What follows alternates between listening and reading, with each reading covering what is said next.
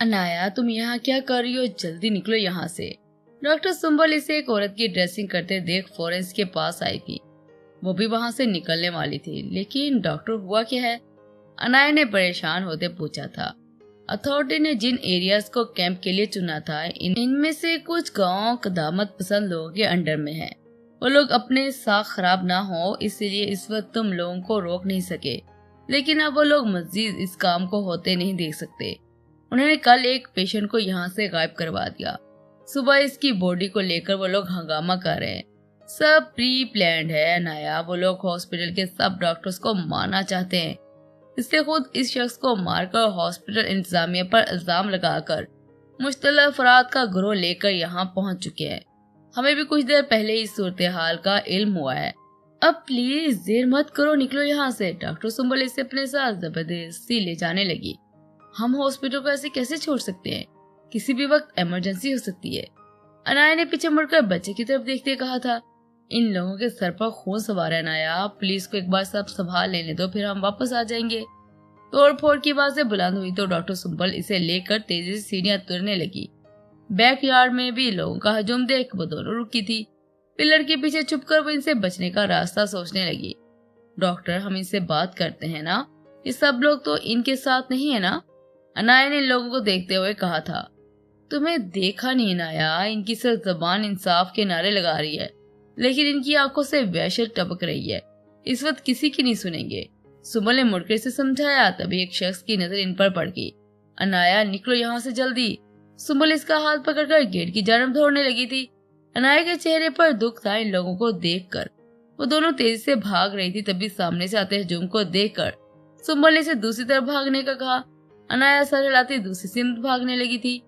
ये तो वही हॉस्पिटल है जहाँ अनाया काम करती है।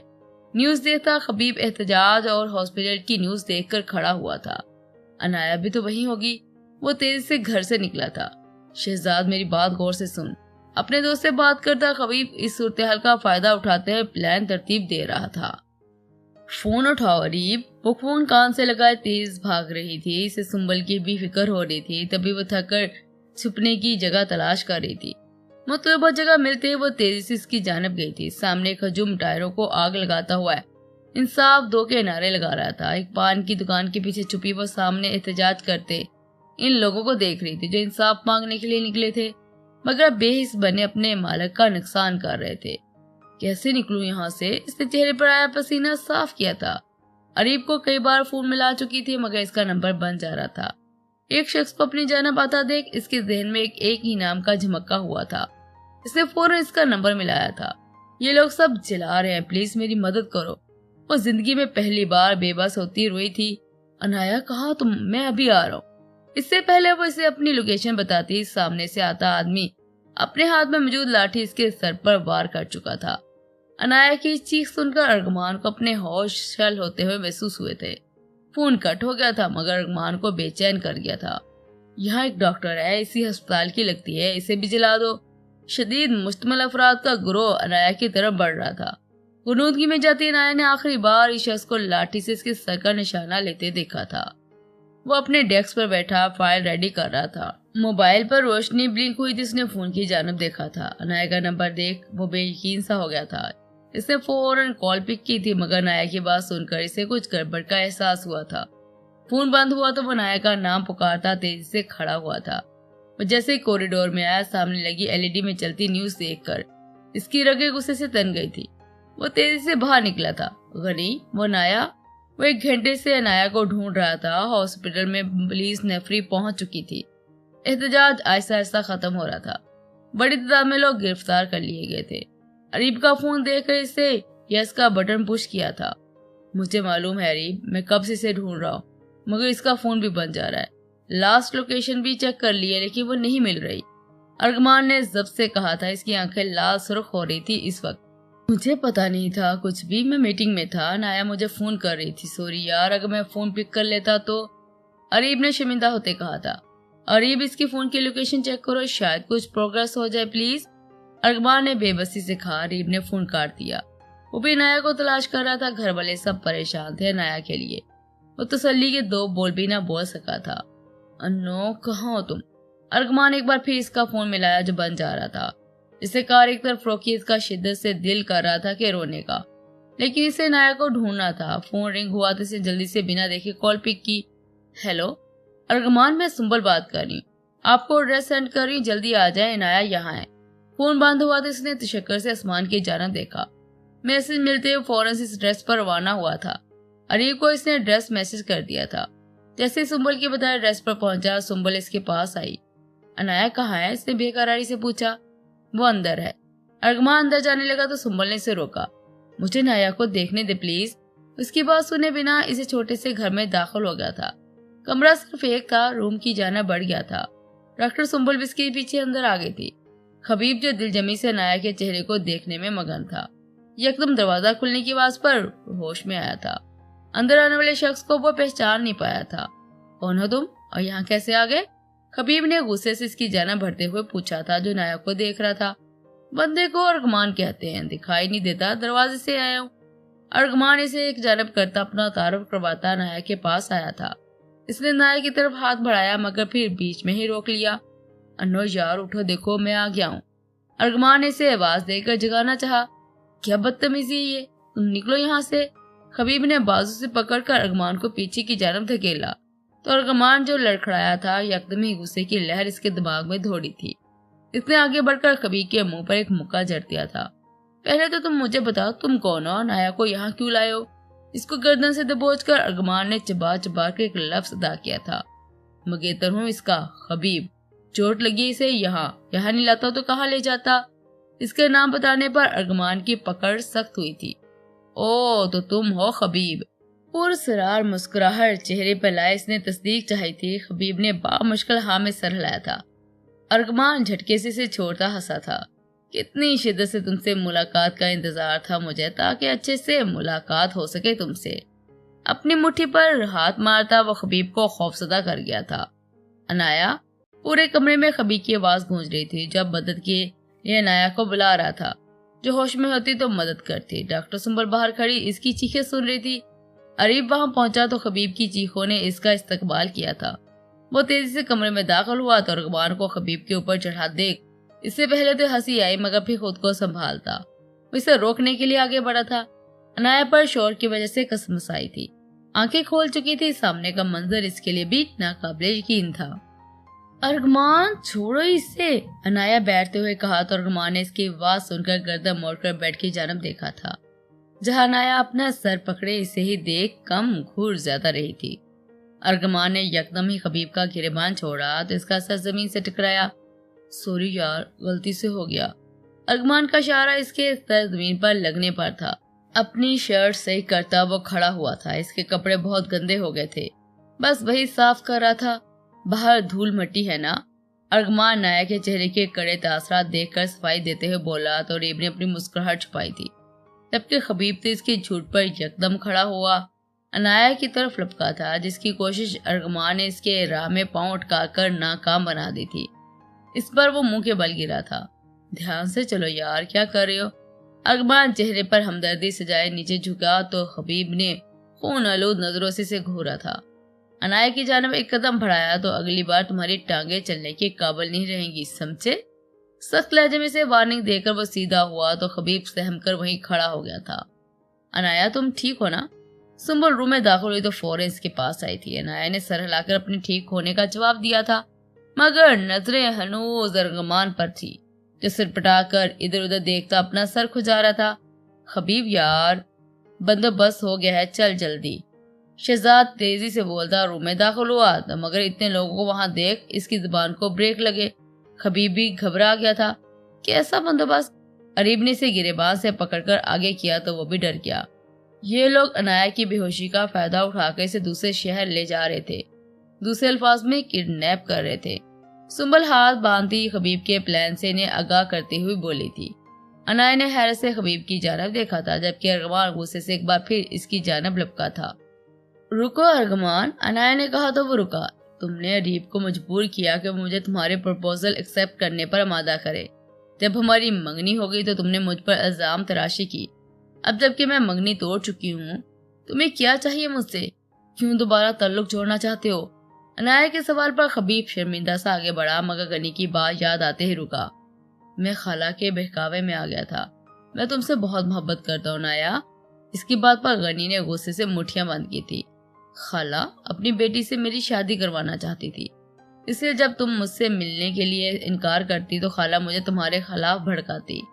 अनाया, मैं जानता हूँ तुम बाकिरदार लड़की हो, मुझे माफ कर दो प्लीज, मुझे एक मौका दे दो प्लीज अनाया।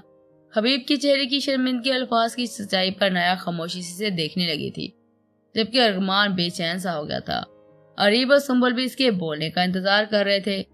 चले जाओ हबीब, अपनी जिंदगी में आगे बढ़ जाओ, क्योंकि एक बार बेमौल होने के बाद ताल्लुक फिर से वैसे नहीं जुड़ सकते, इसमें खला रह जाता है। मुझे ऐसे रिश्ते ताल्लुक नहीं बनाने जिनमें मुझे हर वक्त बेमौल होने का खदशा हो। स्पार्ट लहजे में अपनी बात कहकर वो हबीब को मजीद शर्मिंदा कर गई थी। हबीब ने कुछ बोलना चाहा, मगर फिर सर झुकाकर वहां से निकलता चला गया। अरीब ने शहजाद को भी छोड़ दिया था, वो भी तेजी से बाहर की जानब लपका था।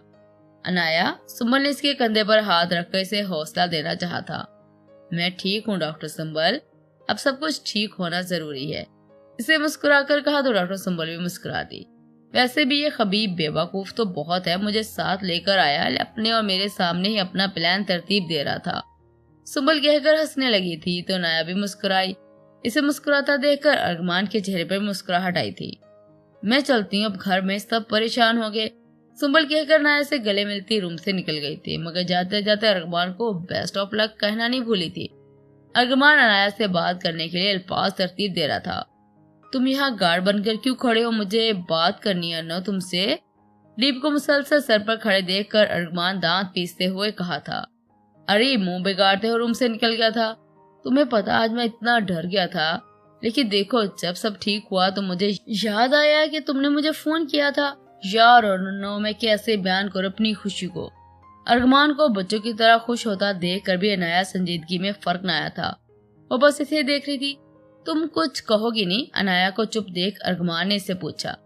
मैं अरीब को कॉल कर रही थी, जब इसने कॉल पिक नहीं की तो मजबूरन तुम्हें कॉल करनी पड़ी मुझे, अनाया ने संजीदगी से कहा तो अरमान के चेहरे की खुशी मान पड़ गई थी। अनाया ने झूठ नहीं बोला था, लेकिन अरमान की मुस्कुराहट छीनकर वो भी बेचैन हो गई थी। तुम आ जाओ अरीब, तुम्हें घर ले जाएगा, अरमान बिना इसकी जानब देखे कहकर दरवाजे की जानब बढ़ गया था।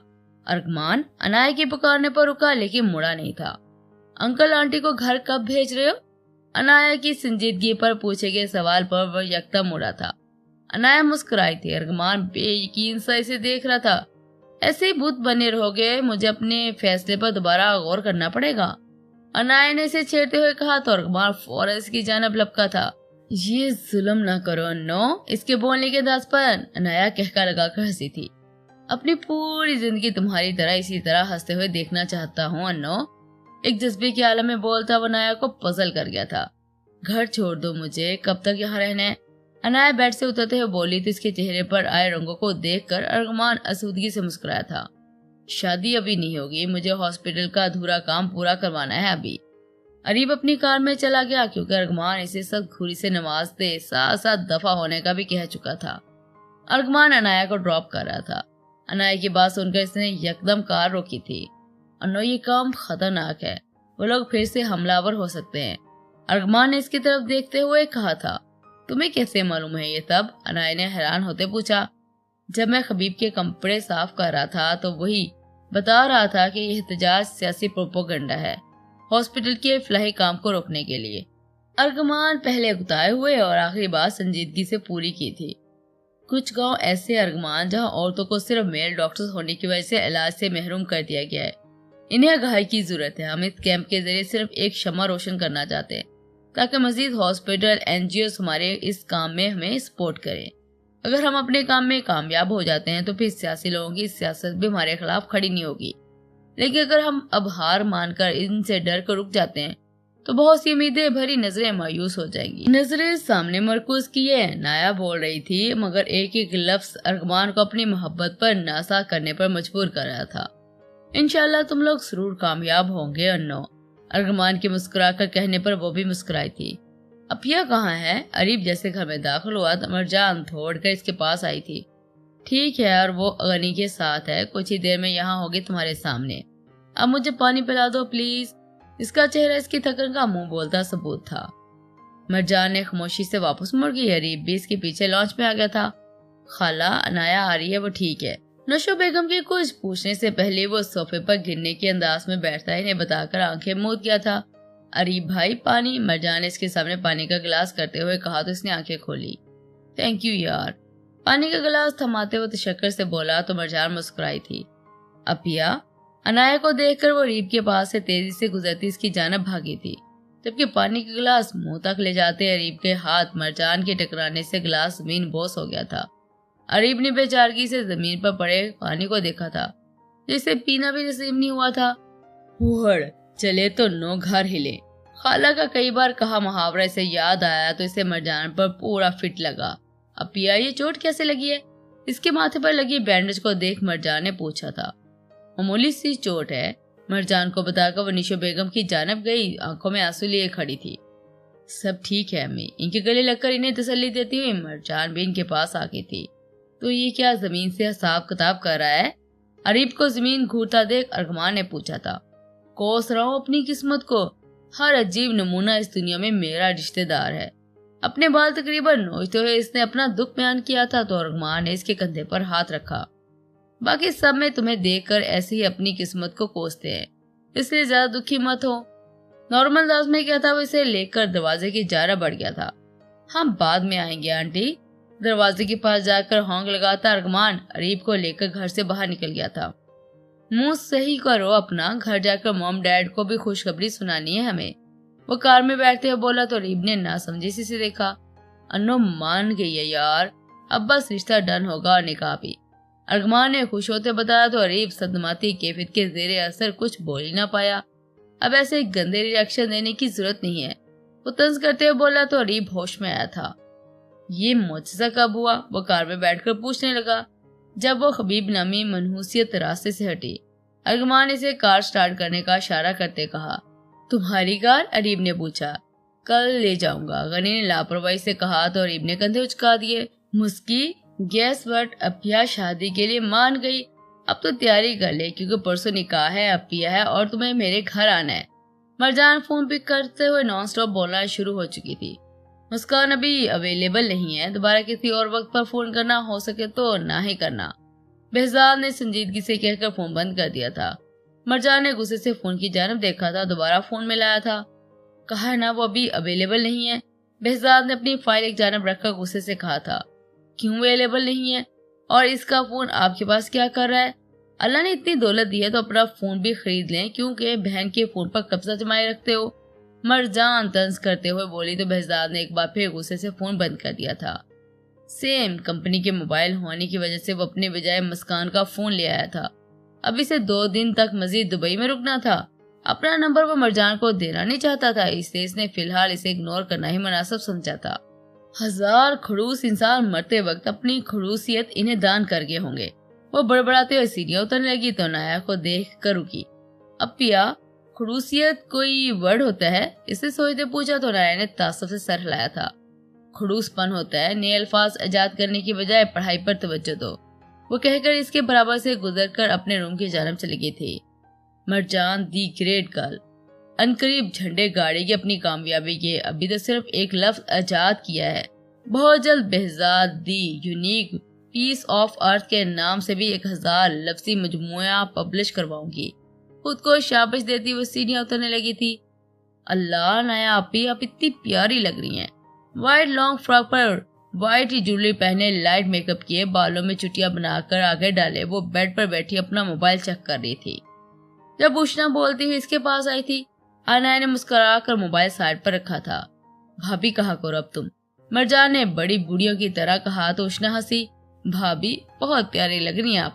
वो अनाया के पास बैठकर तारीफ करने लगी थी। Let's take a selfie. Marjan phone ऊंचा करके बोली तो उष्णा ने फौरन ही पोस्ट बनाया था।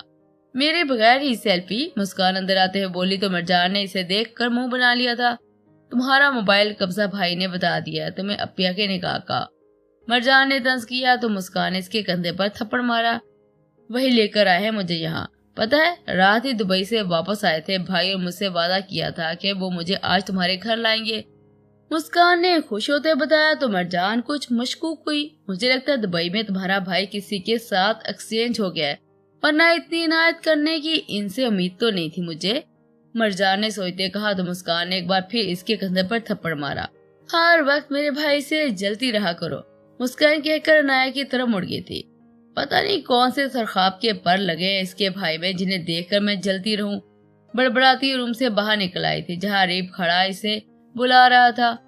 कहिए मौलवी साहब आ गए हैं, हम इन्हें ऊपर ला रहे हैं, तुम अनाया के चेहरे पर घूंघट डाल दो। मौलवी साहब नजर लगा देंगे? मरजान ने पूछा तो अरीब का दिल जहां अपना सर दीवार में दे मारे। तुम बस घूंघट डाल दो, बाकी तफसील तुम खाला से पूछ लेना, अरीब ने कहा तो नीचे से अहमद साहब को ऊपर आने का इशारा किया। अनाया अहमद वल्द अहमद इफ्तिखार, आपका निकाह अर्गमान सफीर वल्द सफीर हसन से बाय बस 50,000 हक महर किया जाता है, क्या आपका कबूल है? मौलवी साहब ने पूछने पर अनाया की आंखों में आंसू आए थे।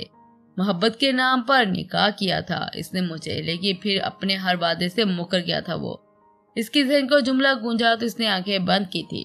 अपनी पूरी जिंदगी तुम्हारी इसी तरह हंसते हुए देखना चाहता हूँ मैं अन्नो। अर्गमान की शबी इसके जहन के पर्दे में लहराई तो इसके जुबान से कबूल है कि लफ्ज खुद ब खुद अदा हो गए थे। मेरे फैसले को गलत साबित मत होने देना अर्गमान। वो दिल ही दिल में इससे मुखातब थी। अहमद साहब इसके सर पर बोसा दिए मौलवी साहब के साथ कमरे से निकल गए थे। मरजान मुस्कान का हाथ पकड़कर गोल गोल घूमने लगी थी। मुंह तो मीठा करा दो, उष्णा ने कहा तो मरजान फौरन रुकी थी। अभी लाई, वो कहकर तेजी से कमरे से निकल गई थी। तेजी से सीढ़ियां उतरती वो सीधा किचन में गई। मिठाई की थाल उठाकर इतनी तेजी से ऊपर की जानब गई थी, लेकिन बेध्यानी में लॉन से निकलते बेहजाद से टकराई थी। क्या है? फाड़ खाने वाले अंदाज में इससे पूछा था, मगर फिर बेहजाद को देख वो 2 कदम पीछे हुई थी। आज लड़ाई नहीं, रसगुल्ला उठाकर इसके मुंह में डालती हुए कहकर मुस्कुराई थी। सीढ़ियां चढ़ती ऊपर चली गई थी। बेहजाद ने बामुझकर रसगुल्ला निकला था। इसने मुस्कान को टेक्स्ट करके नीचे आने का कहा था। मुस्कान नीचे आई तो वो इसे लिए घर से बाहर आ गया था। इसे अब अपनी नजीर साहब से बात करनी थी। मुस्कान को बेहजाद के चेहरे पर गुस्सा देखकर कुछ गड़बड़ सी लगी थी। यहाँ क्यों बैठा है, चल बाहर। अरीब ने अरगमान को जबरदस्ती उठाना चाहा, मगर वो ना हिला तो अरीब ने इसे घूरा। निकाह हुआ तेरा, खुशी में एक डांस करना तो बनता है ना, अरीब ने कहा तो अरगमान ने मुंह बनाया था। दुल्हन को दूल्हे से पर्दा करवा रहे, कौन सी खुशी में नाचूं? अरगमान ने चिढ़ते हुए कहा तो सब अरीब पर हंसने लगे थे। चला जा, इससे पहले कि मैं दूल्हे होने का लिहाज भूल जाऊं। अरगमान की धमकी पर अरीब पीछे हुआ था। मैं तो जा रहा हूं क्योंकि हिटलर के निकाह की खुशी मुझे तुझसे ज्यादा है, अरीब कहकर चला गया। अरगमान ने सबको देखा जैसे अकेला छोड़कर ऐसे बातें कर रहे थे जैसे आज वो निकाह में नहीं किसी पार्टी में आए हों। मुंह फुलाकर बैठ गया।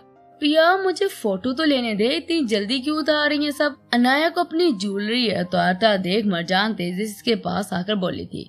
ऑकवर्ड फील हो रहा है मुझे, ये तो मुझे चुप भी रहा है। अनाया ने नेकलेस की तरफ इशारा करते हुए बेचारगी से कहा था। अब पिया आप भी ना, नीचे गनी भाई बेताब हो रहे आपको देखने के लिए और आप हैं कि, मरजान ने चिढ़ते हुए कहा तो अनाया मुस्कुराई। जब ये मुंह फुला लेती हो ना तुम बहुत क्यूट लगती हो, अनाया ने इसके गाल खींचते हुए कहा था। क्यूट, प्यारी, माँ की दुलारी, सच्ची तेरी मेरी यारी, वो खिलखिलाकर हंसती हुई बोली तो अनाया ने तासुब से सर हिलाया था। ढोल बजने की आवाज पर मरजान पीछे मुड़ी। ये क्या हो रहा है? अरीब की आवाज सुनकर मरजान ने अनाया से पूछा तो उसने कंधे झुकाकर ला इल्मी का इजहार किया था। मरजान रूम से निकलकर सामने बनी खिड़की खोलकर नीचे देखने लगा। अरीब भाई मैं भी आ रही हूँ, वो पुरजोश होती ऊंची आवाज में कहती नीचे की तरफ भागी थी। अनाया ना समझी से देखती आगे बढ़ी थी। इसे खिड़की से नीचे झांका। अरीब को ढोल की थाप पर डांस करता देखकर वह हैरान हुई थी। तभी मरजान अरगमान को लेकर वहां आई। इन तीनों को डांस करता देख अनाया हंसी थी। वो अरगमान को देख रही थी जिसके चेहरे की मुस्कुराहट से इसकी खुशी का अंदाजा हो रहा था। तभी अरगमान ने ऊपर की जानब देखा। अनाया को देखकर वो रुका था। अब तो पूरा हक मिल गया है जनाब को उतारने का, अरीब ने इसे पास आकर कहा तो अरगमान सर खो जाता हुआ मुस्कुराया था। अनाया वापस पलट गई थी। तेरी वजह से चलेगी वो, इसकी कमर पर मुक्का मारता अरगमान बोला तो अरीब दर्द से करहा कर रह गया था।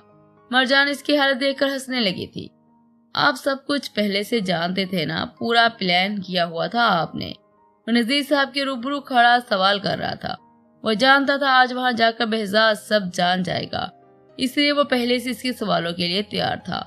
बैठ जाओ, ये कोई तरीका नहीं अपने दादा से बात करने का, नजीर साहब ने तहम्मुल से कहा तो वो खामोशी से इसके सामने बैठ गया।